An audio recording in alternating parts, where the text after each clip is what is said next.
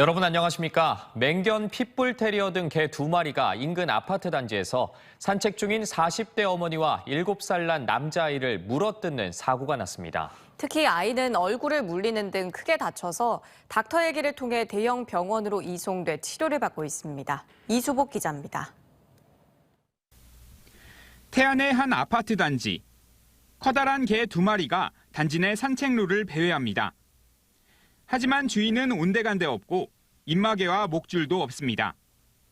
어제 오후 4시 20분쯤 이 개 2마리가 산책 중이던 아파트 주민 44살 어머니 A씨와 7살 아들 B군을 덮쳤습니다. 동물보호법상 맹견으로 분류된 핏불 테리어와 양치기견으로 알려진 보더콜리입니다. 아들 B군은 오른쪽 뺨과 정강이 등을 물어뜯겨 크게 다쳤고 이를 제지하려던 어머니 A씨도 오른쪽 팔을 물렸습니다. 엄마가 애기 물리니까 엄마가 가서 걔한테 이제 이렇게 쫓았겠죠. 막 잡아다니고 그랬겠지. 그러니까는 아마 물은 것 같아요. 모자는 닥터 헬기를 통해 인근 대학병원으로 후송돼 치료 중이고 다행히 생명에 지장은 없습니다. 개 2마리는 출동한 소방대에 의해 30분 만에 아파트 단지 인근에서 모두 포획됐습니다. 경찰은 개들에 내장된 인식칩으로 인근 단독주택에서 키우는 반려견임을 확인했습니다. 이어 주인이 없을 때 집에서 탈출한 것으로 보고 정확한 경위를 조사하고 있습니다. 탈출 경위가 불명확해가지고 관내 CCTV라든가 주변 탐문 수사해가지고 좀 보완한 후 견주 출석시켜서 조사할 예정입니다. 이런 가운데 견주는 소방당국에 개를 안락사시킬 계획이라고 전했습니다. TJB 이수복입니다. 철도 시설물의 건설부터 폐기까지 관리하겠다며 철도 이력관리 종합정보 시스템을 189억이란 막대한 예산을 들여 구축하고도 사업 시행처인 국가철도공단과 코레일 간 갈등으로 활용이 1년 반이나 지연되고 있다는 소식 기획보도로 전해드리는데요. 국정과제로 추진된 이 사업의 준공이 안 되는 이유는 부실한 사업 계획과 손발이 맞지 않는 기관들의 갈등 때문이란 지적이 나오는데 과연 언제 종착역에 도달할지 김진석 기자가 취재했습니다. 189억 원을 들여 2018년 시작한 철도시설 이력관리 시스템 라피스는 당초 가동 예정인 2021년 1월을 넘겨 1년 반 가까이 활용을 못하고 있습니다. 하지만 세계 민간 수행업체 직원 40여 명의 인건비를 비롯한 예산은 월 5억 이상이 꼬박꼬박 들어가고 있습니다. 민간 업체들이 이 비용을 부담 중인데 사업 주관부서인 국토부는 다음 달 말까지는 사업을 준공하겠다는 입장입니다. 통합 테스트 과정에서 나온 보완 내용에 대해서 보완을 6월 달까지 완료하고 7월 말에는 개통을 할 수 있도록 노력하겠습니다. 하지만 수행업체들은 준공을 앞두고 코레일과 국가철도공단 간 이견으로 여러 번 준공이 불발된 적이 있다며 회의적 입장입니다. 국가철도공단은 한국철도공사의 요구대로 시스템이 만들어져야 준공이 가능하다고 하고 공사는 업무 범위를 수시로 변경하고 화면 설계서의 확정을 미루는 등 준공을 지연할 것으로 보고 있습니다. 사업을 계획한 국토부는 189억 원의 예산을 집행하는 과정에서 라피스 업무 지휘권을 놓고 발생한 코레일과 국가철도공단 등 철도기관 간의 갈등을 제때 봉합하지 못했다는 수행업체들의 항의에 직면해 있습니다. 업체들은 라피스 사업 시행처인 국가철도공단이 예산 범위 내에 업무 조정 역할을 제대로 하지 못했고 코레일도 유지 보수 업무의 수행 절차 등 기술 업무를 담당하면서 수시 설계 변경 등으로 수행사에게 예산 범위를 초과한 업무를 요구해 사업의 표류를 가져왔다는 주장을 합니다. 배정된 예산에 비해 철도기관들이 부담하는 과업 규모가 과해 결국 개발업체의 부담으로 돌아온다는 지적입니다. 업무량이 예산 범위를 초과한 것으로 보입니다. 계약기간 연장과 잦은 설계 변경이 초래돼서 개발업체가 막대한 경제적 손실을 감내해야 하는 상황이 되었습니다. 초과 사업비를 개발업체가 청구할 경우 100억이 넘는 예산이 재투입이 불가피한 상황으로 라피스 사업 지연의 후유증이 심각할 전망입니다. TJB 김진석입니다. 더불어민주당 지도부가 6일 지방선거 공식 선거운동 이틀째 대전을 찾아 충청 표심 잡기에 공을 들였습니다. 민주당 윤호중, 박지원 공동 비상대책위원장은 허태정 대전시장 후보 캠프에서 열린 중앙선대위 회의에서 항공우주청 대전 유치를 반대한 윤석열 정권에 맞서 민주당이 대전 유치를 책임지고 명실상부한 세종 행정수도 시대를 열기 위해 행정수도를 명문화하는 개헌 추진을 약속했습니다. 박홍근 원내대표는 충청의 아들이라던 윤 대통령이 이번 추가 경정에서 충청권 SOC 예산을 대폭 삭감해 충청 살림을 거덜내고 있다고 주장했습니다. 박지원 공동비대위원장은 회의 후 대덕구와 동구, 유성구 등 구청장 후보들의 지원 유세에 나서 여성 표심을 잡기 위한 총력전에 나섰습니다. 충남지사 선거에 나선 양승조 후보는 코로나19로 격리된 상황에서 랜선을 통해 서산공항에 민간 자본과 도민들이 참여하는 가칭 에어 충남을 설립해 제주와 중국, 일본, 동남아를 운항하겠다고 밝혔으며 배우자와 박수현 총괄 선대본부장이 현장 유세를 벌였습니다. 국민의힘 후보들은 합동 유세보다 개별적으로 지역 곳곳을 도는 현장 유세로 대응했습니다. 이장우 대전시장 후보는 지하상가 등의 소상공인들을 만나 애로사항을 청취하거나 퇴근길 시민 인사로 지지를 부탁했습니다. 김태흠 충남지사 후보는 충남 각 시군을 돌며 기초단체장 후보나 보령서천 국회의원 보궐선거 장동혁 후보 등과 함께 유세를 벌였으며 후보들 모두 국민의힘을 선택해줘야 완전한 정권 교체를 이룰 수 있다고 호소했습니다.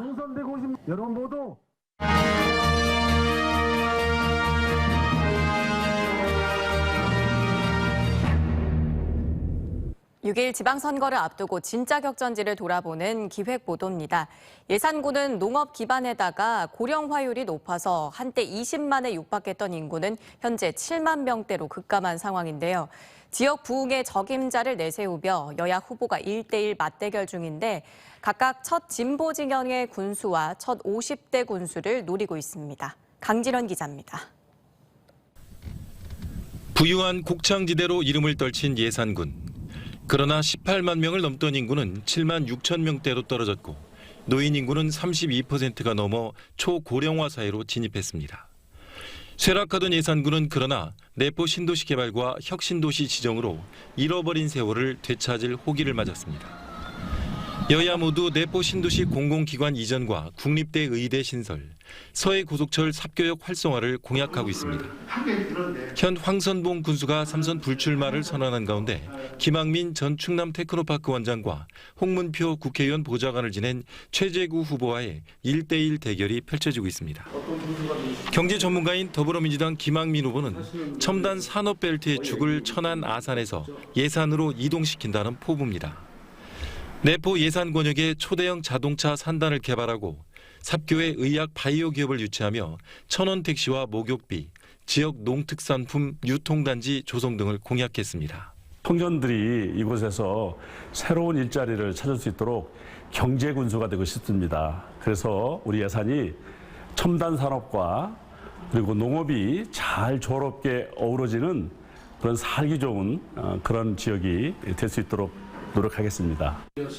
국민의힘 최재구 후보도 기업 유치를 통한 경제 활성화와 함께 관광단지 개발에 주력한다는 계획을 내놨습니다. 예당호 일대를 국민 관광단지로 지정하고 삽교역 주변에 저탄소 국가 산단을 조성하며 황새공원의 친환경 생태단지 조성, 경로당 운영비 확대 등을 공약했습니다. 예당호가 지금 개발 중에 있습니다마는 국민 관광단지로 지정을 받아서 전국의 관광객들이 찾아오는 예산, 머무르는 예산, 또 여기에서 즐기고 갈 수 있는 그런 예산을 만들어 나가겠습니다. 예산군은 국민의힘 홍문표 의원이 사선을 냈고 7차례 군수 선거에서도 모두 보수 후보가 이길 정도로 보수세가 강한 곳이지만 2년 전의 총선에서는 김학민 후보가 출마해 비록 패했지만 42.5%를 차지하는 저력을 보인 바 있습니다. 진보 보수의 1대1 대결 구도 속에 보수 우위가 이어질지 아니면 변화의 양상이 나타날지 예산 군민들의 선택이 주목됩니다. TJB 강진원입니다. 보령에서 열린 바다낚시대회 참가자 일부가 설사 증세를 보여 보건당국이 역학조사를 벌이고 있습니다. 보령시 보건소에 따르면 지난 12일 보령 오천항에서 열린 광어 낚시대회에 참가한 천여 명 가운데 일부가 주최 측이 제공한 도시락을 점심으로 먹은 뒤 설사 증세를 보여 2명이 병원 치료를 받았고 다른 참가자 일부도 설사 증세를 호소한 걸로 전해졌습니다. 보령시 보건소는 도시락 업체와의 관련성 여부를 확인하기 위해 환경검체를 채취해 역학조사를 하는 한편 대회 참가자 명단을 받아 증세 여부를 파악하고 있습니다. 여성들이 운동장에 모여 축구하는 모습, 이제 더 이상 낯선 풍경이 아니죠. 최근엔 여자 축구 예능 프로그램이 화제를 모으며 축구를 시작하는 여성들도 크게 늘고 있는데요. 그 원조를 대전에서 찾아볼 수 있습니다. 22년 전부터 시작된 그녀들의 슈팅, 원조 골대녀를 김철진 기자가 취재했습니다. 녹색 그라운드 위 유니폼을 입은 여자 선수들이 공을 주고받습니다. 이어진 훈련에선 골대를 향해 쇄도한 뒤 날카로운 슈팅을 선보입니다. 20대 학생부터 60대 주부까지 직업도 나이도 모두 다르지만 축구에 대한 열정 하나로 모인 여자 동호회 선수들입니다. 처음엔 편견 어린 시선도 많았지만 똑같이 필드를 누비고 격렬한 몸싸움도 벌이며 이제 누구나 인정하는 20년이 넘은 전통을 가진 팀이 됐습니다. 처음에 엄마들이 이제 아이들 운동회 때 달리기 하던 그 실력으로 엄마들이 모여서 축구가 이제 결성된 거거든요. 거의 지금 23년째 하고 있는 멤버들이 10명 이상이 되고 있거든요. 최근 인기 TV 프로그램인 골 때리는 그녀들은 동호회의 새로운 활력이 되고 있습니다. TV 속 연예인들의 열정적인 모습은 2002년 월드컵이 시작되기도 이전에 대전에서 여자 축구를 시작한 원조 골대녀인 그들에게 옛 추억을 떠올리게 하는 향수가 되기도 합니다. 또 새로운 20, 30대 여성 회원들이 축구를 시작하게 하는 계기가 됩니다. 제가 여럿이서 하는 운동에 대한 호기심으로 시작하게 되었는데 실제로 해보니까 생각했던 것보다 더 재밌게 하고 있습니다. 지역 프로팀들은 최근 늘어난 관심에 발맞춰 여자 동호회 선수들에게 일일 강습에 나섰는데 프로 선수들은 이들의 높은 수준과 열의에 사뭇 놀랍니다. 저가 진짜 반성할 수 있을 정도로 되게 잘 따라와 주셨고 그리고 하고자 하는 의지가 정말 크셔가지고 제가 더 많이 배우면서 갔던 시간이었던 것 같습니다. 대전 하나시티즈는 지역 여자 축구팀을 위해 오는 10월까지 일일 강습과 대회를 열 예정입니다.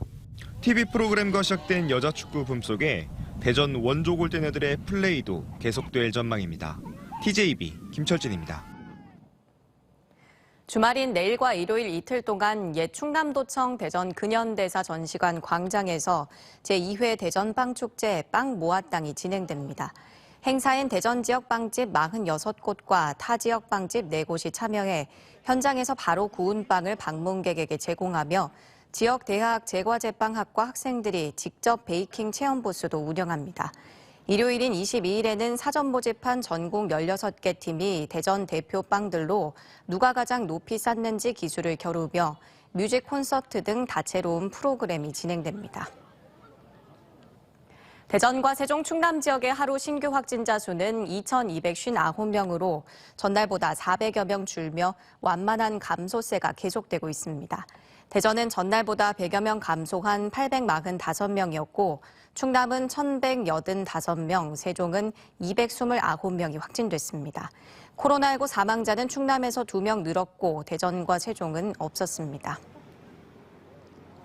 지난달 세종시 금강보행교에서 발생한 음주운전 사망사고를 일으킨 운전자가 국토교통부 소속 공무원인 사실이 뒤늦게 드러났습니다. 국토부 소속 공무원 A씨는 지난달 7일 밤 9시 반쯤 세종시 연기면 금강보행교 인근 도로에서 음주 상태로 차를 몰다 주차장에서 나오던 SUV 차량을 들이받았습니다. 이 사고로 피해 차량에 타고 있던 40대 여성이 숨지고 나머지 일가족 6명도 중경상을 입었습니다. A씨는 사고 당시 혈중 알코올 농도는 면허 취소 수준이었으며 세종 남부경찰선 A씨 등을 상대로 추가 조사를 벌일 예정입니다. 홈 15경기 무패를 달리고 있는 대전 하나시티즌이 일상 회복을 기념해 내일 오후 4시에 예정된 부천FC와의 홈 경기 2석 티켓을 1,757원에 판매합니다. 이번 이벤트는 사회적 거리두기 해제 757일 만에 일상 회복을 기념해 진행되며 티켓 수익금은 지역 소외계층 아동 지원 사업에 기부됩니다. 티켓 구매는 대전 하나시티즌 공식 홈페이지와 경기 시작 2시간 전부터 대전 월드컵 경기장 매표소에서 가능합니다.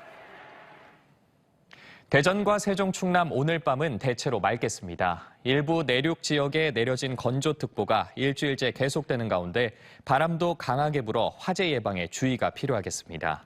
주말인 내일도 맑은 가운데 새벽부터 오전 사이 충남권의 가시거리 200m 미만의 짙은 안개가 예상됩니다. 내일 아침 최저 기온은 계룡 10도, 천안 12도, 대전 15도 등 10에서 15도 분포를 보이겠고 낮엔 23에서 28도 분포를 보이겠습니다.